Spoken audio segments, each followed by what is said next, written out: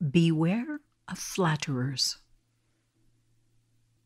There once was a cunning fox who was also quite proud. He loved the way his coat was shiny with thick copper-colored fur. In order to keep his coat this magnificent, the fox needed to eat a lot.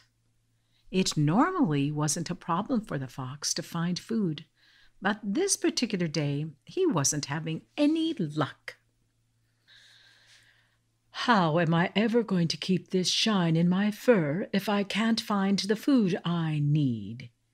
he mumbled, and just then he heard the caw of a crow. "Oh my! Look at this lovely chunk of bread, such a large piece!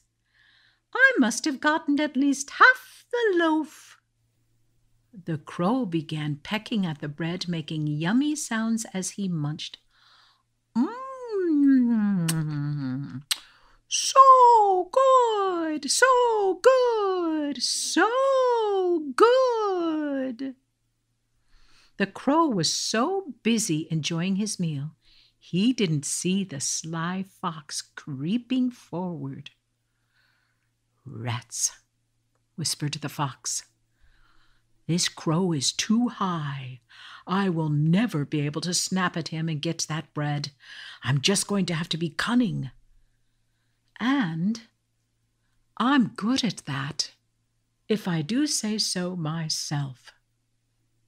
"Mr. Crow," he cooed, "I see that you have a very large piece of bread. It must be quite delicious." The crow just nodded his head in agreement and kept pecking at the bread, keeping his claw firmly in place.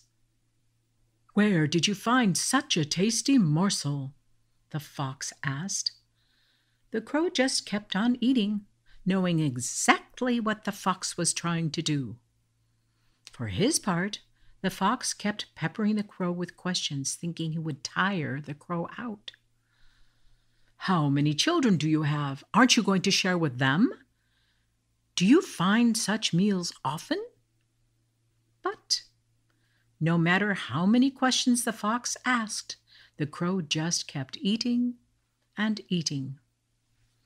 Finally, the fox thought, "That old crow has eaten half the food already. If I don't think of something quick, there won't be anything left, and then what will I do?" The fox remembered just how much crows love praise, and he came up with an idea.